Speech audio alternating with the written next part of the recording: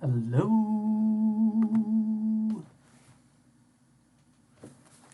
What's going on, everyone? My name is Bill. Tonight's show, it's Monday night, so we're going to go ahead and review this past weekend's UFC event. Just go through the card in its entirety. We had a lot of fights, 14 of them. Kind of how they played out throughout the night. I didn't go through and get a tally ahead of time, but it seemed like we did pretty good. So we'll see what the final tally is. Obviously, we had football this weekend. I didn't get a chance to really watch the fights. I had a wedding to attend, and I wanted to put down a couple more bets, like one on Smith, and then the night just kind of got away from me, and next thing I know, the fights are over. So, yeah, we'll just go through the card here.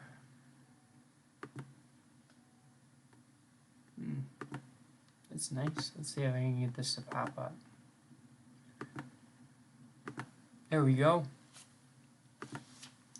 So in the first fight, we had Emily Whitmire against Hannah Goldie. Both of these fighters, rough starts to their UFC career. However, Whitmire's definitely, she's had wins at least. So Hannah Goldie, did not expect her to win, but she came out and got the submission. So that's might be the end of the road for Whitmire.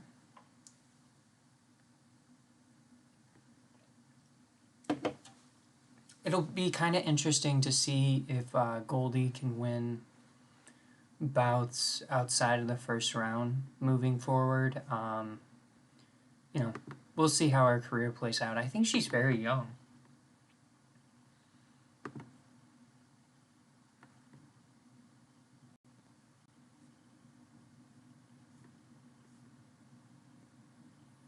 Man, this site takes a while to load, though.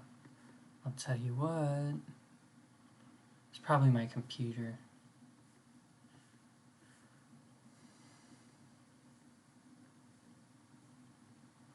Man, 29. I'm 29. Yeah. I feel young. I don't know if that's young in fighting, though. Alright, in the next bout, we had I think this one was a draw here. What are they calling it? Unanimous decision. What the hell? Here, I gotta go back to the main page, guys.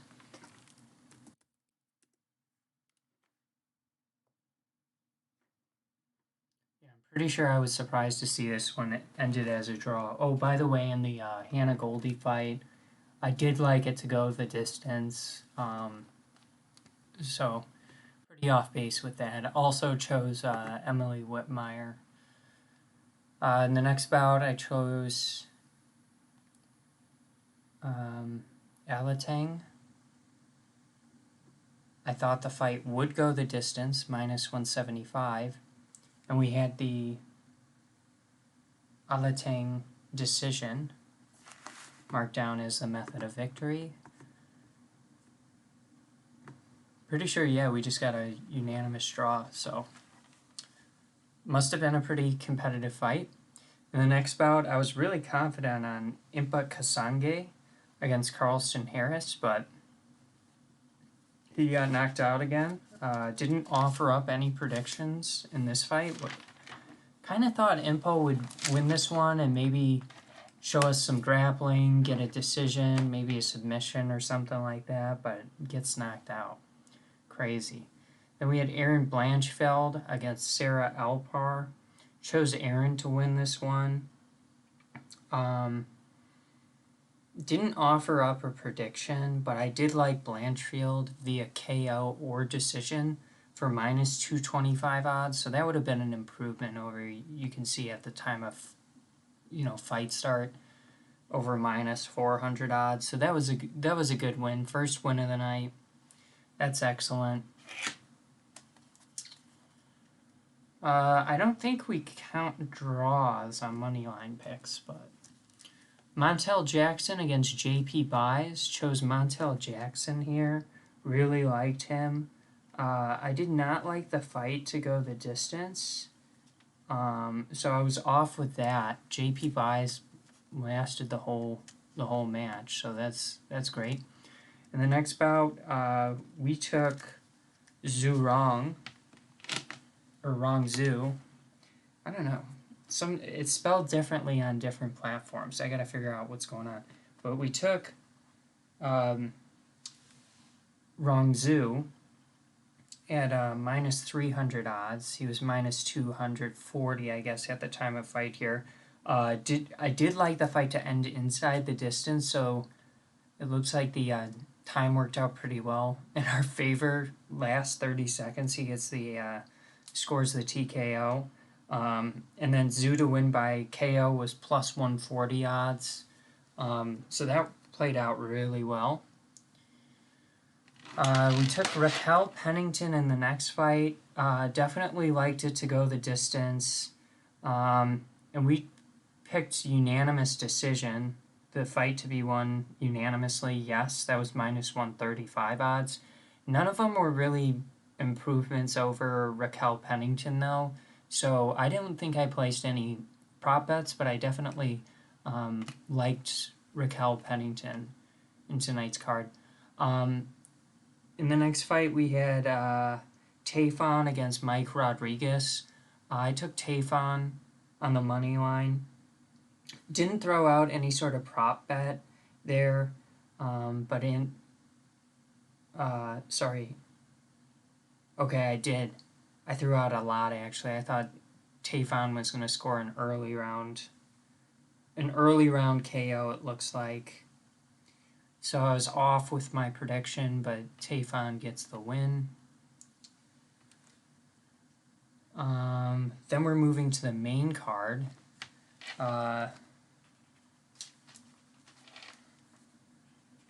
We liked Joaquin Buckley, minus 195 odds. He's now 3-2 in the UFC, scores a third-round KO against Antonio Arroyo, who's now 0-3 in the UFC. So Arroyo's had some good kicking knockouts, but yeah, nothing really worked out. This is a fight I actually saw.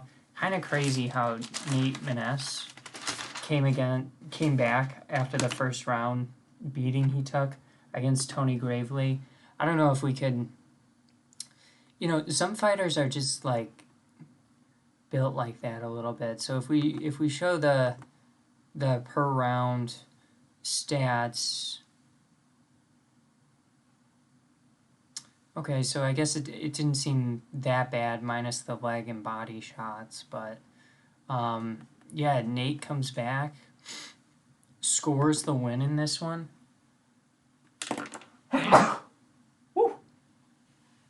Scores the win in this one, the KO.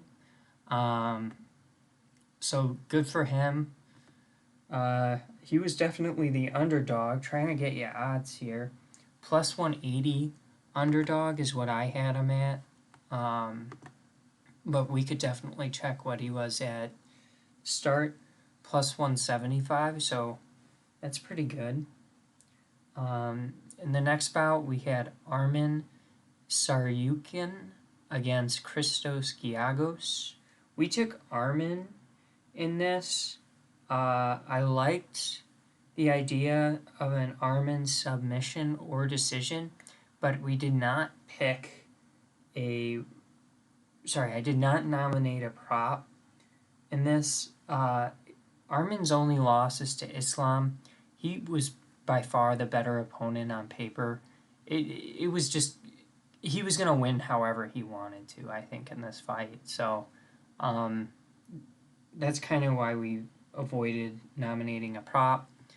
The most likely outcomes were the ones that didn't happen, though. So good for Armin getting the KO. Good for you if you bet on the KO. That was probably a nice payout. In the next fight, we had Ariana Lipsky against Maddie Bowm. We went with the underdog here, Maddie Bowm. I kind of liked... It wasn't like... I just thought like she would come in and maybe show us something different than what Ariana's shown us in her career thus far. Ariana's now 3-4 in the UFC with that win.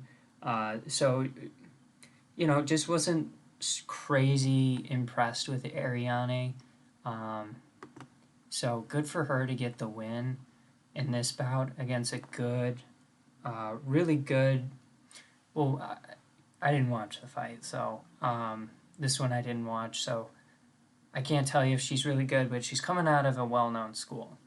SBG Ireland, McGregor, Johnny Walker, Dylan Danis, bunch of people coming out of there. So, good for Ariana. We did like the fight to go the distance, and it did. That was at minus 190. I circled it, and it looked like I put a plus there. In the next fight, we liked Ian Kudabala against Devin Clark. Kudabala was minus 155 odds. I liked Kudabala early in this bout. I liked him to win, but I didn't think this was going to go the distance, so definitely did not think it was going to go the distance. So congrats if you did bet on it to go the distance, because those were underdog odds you got. And then in the last fight, we had Anthony Smith against Ryan Spann. And Anthony Smith, he's just good. He's just really good. So, thought he would outclass Ryan Spann. We did not like the fight to go the distance. Did not choose a method of victory. But I'd be curious what the submission, the Anthony Smith submission KO or KO odds were. That would have been a good one to explore looking back on it, because we did like the finish, and we did like Anthony Smith, so there would have probably been a little bit of an improvement in odds over the minus 330 odds we got for the fight to not go the distance. Anthony Smith, though, at minus 160, minus 150, obviously terrific odds. So on the money line, let's go ahead and get our tally here.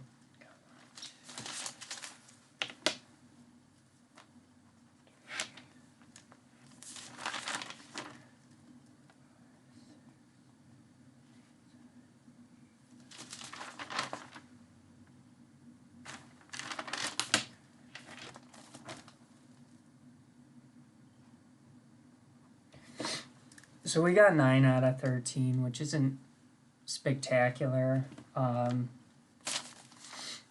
Just to review the ones we missed on Lipsky, we missed on Nate Maness, and then we had this insane win streak. Wait.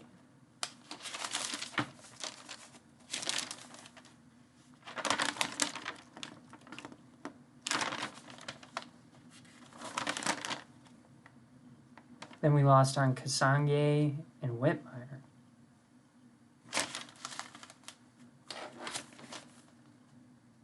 Oh, that makes sense. 9 out of 13. Okay. For some reason, I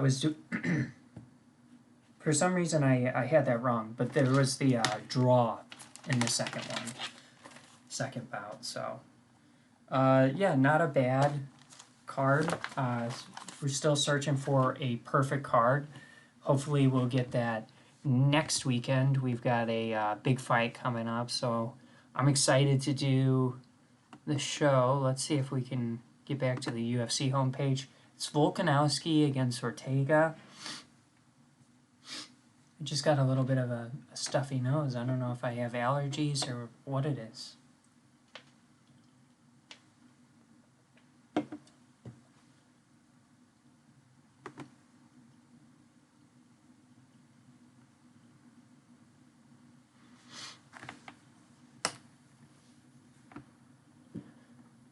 Yeah, so, wow, early prelims. So I'm going to Shevchenko minus 1,250 odds. Love Volkanowski. Love Shevchenko. Wow, Nick Diaz is fighting against Robbie. And Robbie's looked real bad, I thought, in his last bout. So I'm tempted to go with Nick. Curtis Blades against Jardinho. Jardinho's got the knockout power, but Blades should win that. Jessica Andrade against Cynthia Cavillo. I like Andrade a lot as a fighter. Marlon Moraes against Merab Disvalishvili. Marlon Moraes is one of the strongest punching guys in his division. I don't know how he'll fare. Dan Hooker, Nasrat. He looks like Gastelum a little bit.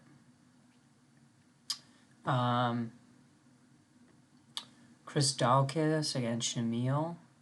Wow. This is gonna be the card, guys. We're gonna go perfect on this next card. Okay. So I've come to my first fight where I do not know either fighter. Manon Fiora against Mayra Bueno Silva. No Carl Robinson. I don't know if I know anyone in this one. Matthew Semmelsberger or Martin Sano. Maybe Sano would be someone I had watched before, but yeah, great card coming up. Super excited about getting to present that card because it should be a good bout. I think I'm gonna. Maybe I'll end up at a friend's house. It's my mom's birthday this weekend, so I'm looking forward to spending some time over there, celebrate her birthday. On Friday, they thought they lost their cat.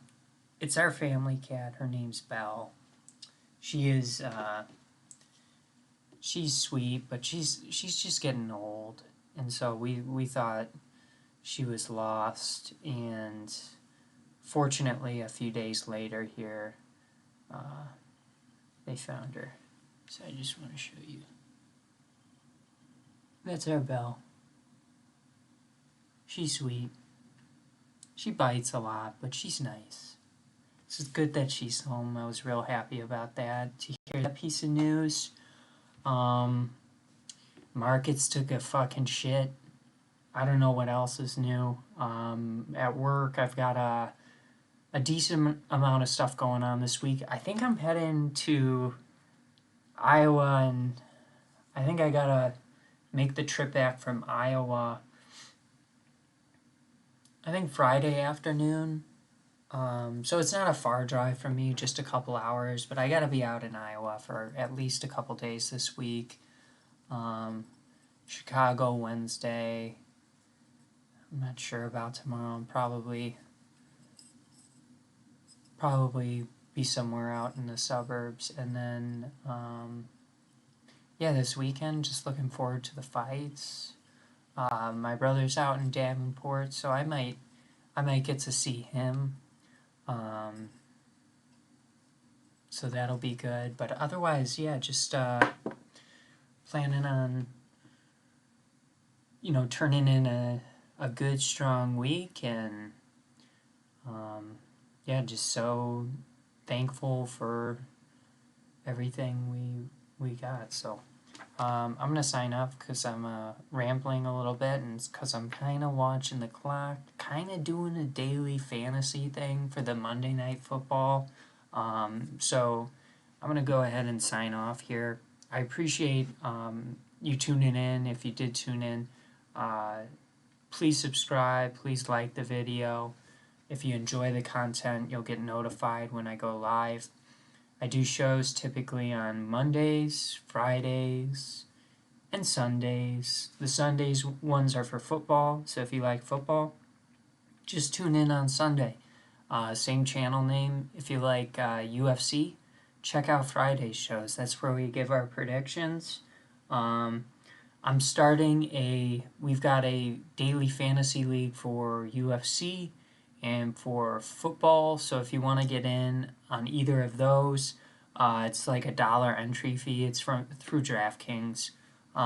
You can just shoot me your info. I'll get you added to the league, and it's a winner takes all pot every week. So there's no money for like placing top three. It's just winner takes all. We're only throwing $1 out there, but if we get the group super big, it could be spectacular. So everyone, enjoy your Monday night. I think we had the Packers. Let me. I'll give you my Monday night line here. So yeah, we took the Packers for sure. Week 2 here. They're our second most confident pick. The spread was 12.